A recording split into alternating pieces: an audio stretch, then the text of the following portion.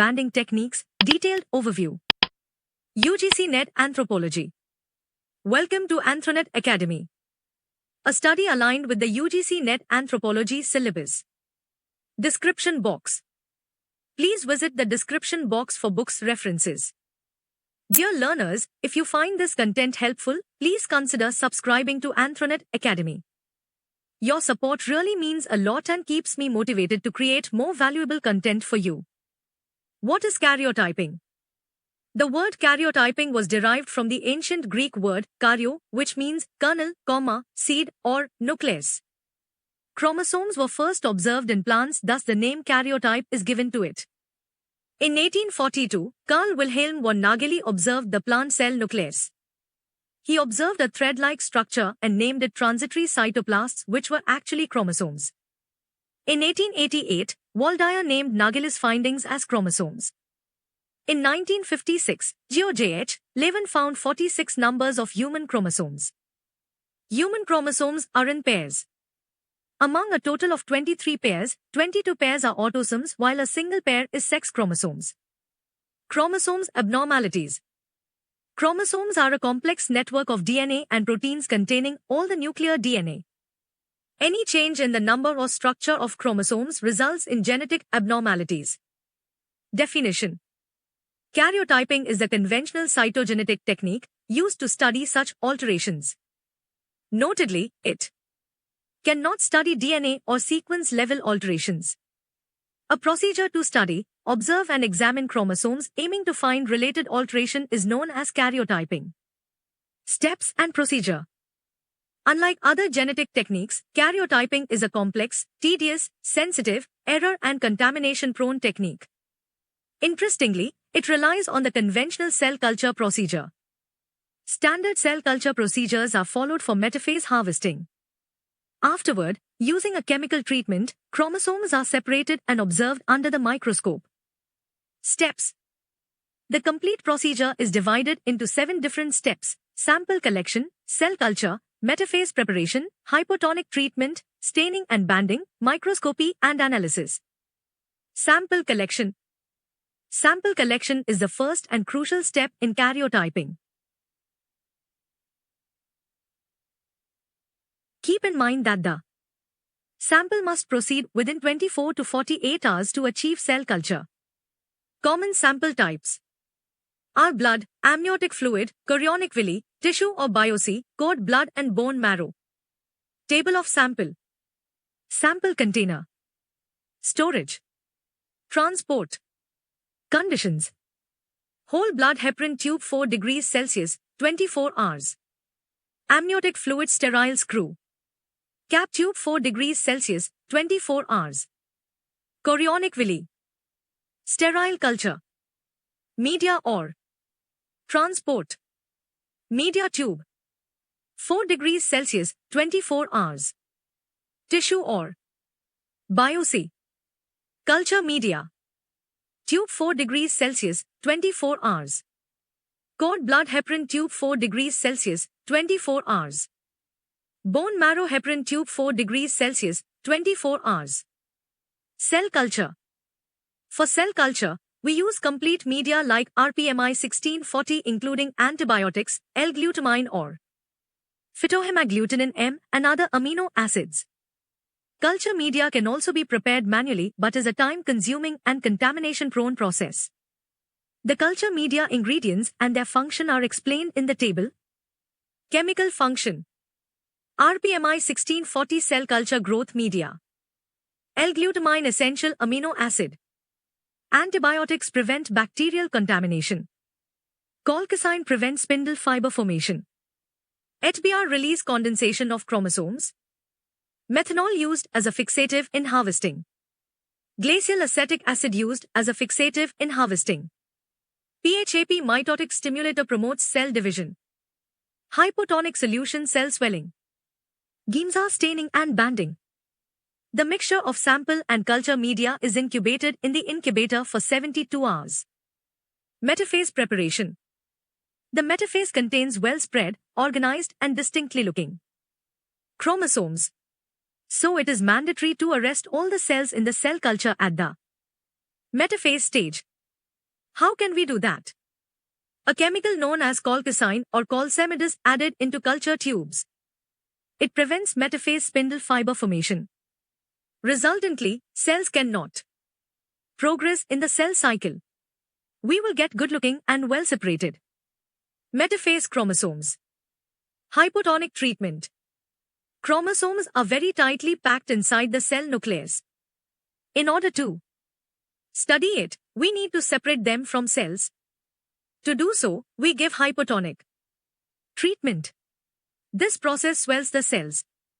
When we drop the cell suspension on the slide, the cell can easily burst and chromosomes are separated. KCl is used for the hypotonic treatment. Cell harvesting. Cell harvesting is a procedure in which we remove all the cellular debris except the chromosomes from the suspension. This step is not contamination prone, so can be performed in the normal lab space. Methanol and glacial acetic acid are used for cell harvesting. Repeated fixative washes and centrifugation helps achieve excellent purity. Slides preparation. To observe chromosomes under a microscope, we need to prepare the slide. It follows the same scheme of slide preparation as other standard procedures with a minor variation. Here we drop the cell suspension from 2 feet. This will break cells and separate chromosomes. The slide is pre-chilled in the methanol so that once the cell suspension hits the slide, it is immediately fixed. In the next step, we need to stain the slides and also need to perform bandings, so we prepare slides in bulk. Note that slides are not covered with a cover slip. After drying, store the slides in a clean container. Staining and banding.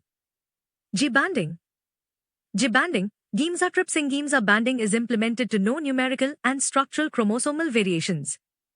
Here the trypsin digests the protein portion of chromosomes, and Giemsa stains the loosely packed regions as dark blue, which collectively gives light and dark color patterns to various chromosome regions. The heterochromatin regions stained dark and euchromatin regions stained light. Q-banding. Q-banding. The Q-banding name is given by the use of quinacrine fluorescent dye in the banding technique. The present method is similar to G-banding, however, here the fluorescent dye is utilized instead of a normal dye. Here the quinacrine binds to the at-rich heterochromatic region and emits yellow color fluorescence. Due to this distinct banding pattern, chromosomes are seen under the fluorescent microscope. C-banding. C-banding. C-banding is a variation of G-banding that only stains the centromeric regions of the chromosomes, thus the name is given.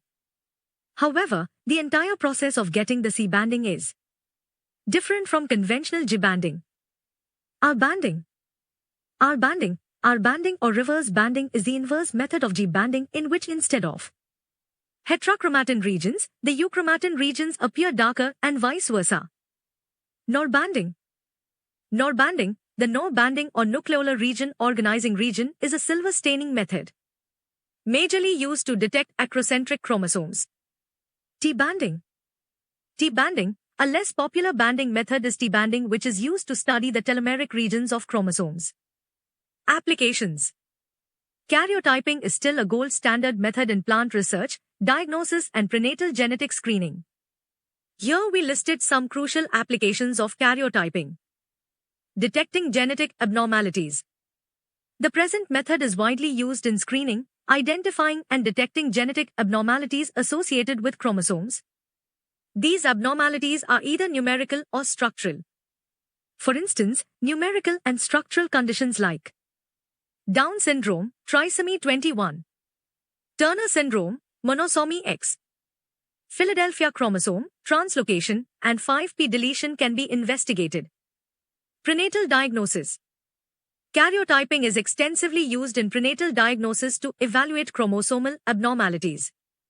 Amniotic fluid or chorionic villi sample is cultured to reveal the chromosomal profile of the fetus.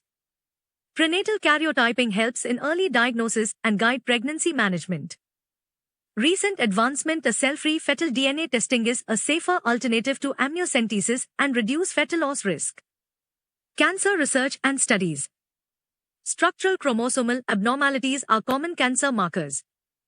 Various deletions, duplications and translocations are associated with various types of cancer. For cancer studies, karyotyping is a mandatory primary step for screening. Here is a table of common cancers and associated chromosomal abnormalities. Cancer type chromosomal abnormality. Chronic myeloid leukemia, CML, Philadelphia chromosome, T922, translocation. Retinoblastoma deletion on chromosome 13q. Neuroblastoma MYCin gene amplification, duplication, on chromosome 2p. Burkitt lymphoma T814, translocation. Wilms tumor deletion on chromosome 11p. Determining genetic sex. By looking into the fetus's karyotype, fetal sex can be determined. In humans, females have 2 X chromosomes while males have 1 X and a Y chromosome. Scientists karyotype the fetal sample and look for X and Y chromosomes to reveal the sex. Infertility assessment. Structural chromosomal abnormalities like balanced and unbalanced translocations are commonly observed in infertility and recurrent miscarriages. To investigate these problems, the doctor advised to go for karyotyping first. Genetic research. Karyotyping is also employed for plant, human and animal research. For instance, in plants, it is used to study polyploidies and aneuploidies during the experiments. By doing so, scientists can investigate the harmful and helpful traits. Advantages and limitations. Advantages, limitations. Detects major chromosomal abnormalities. Low resolution for small mutations. Useful in prenatal and cancer. Diagnosis time-consuming process. Provides a complete chromosome overview, requires viable, dividing cells. Aids in infertility analysis, not suitable for mosaicism detection. Strict aseptic conditions are required. Prone to contamination and failure. Extensive expertise and experience is needed. Thank you for watching. Please like, share, and subscribe to my YouTube channel, Anthronet Academy, for more insightful content on anthropology. Stay safe and connected.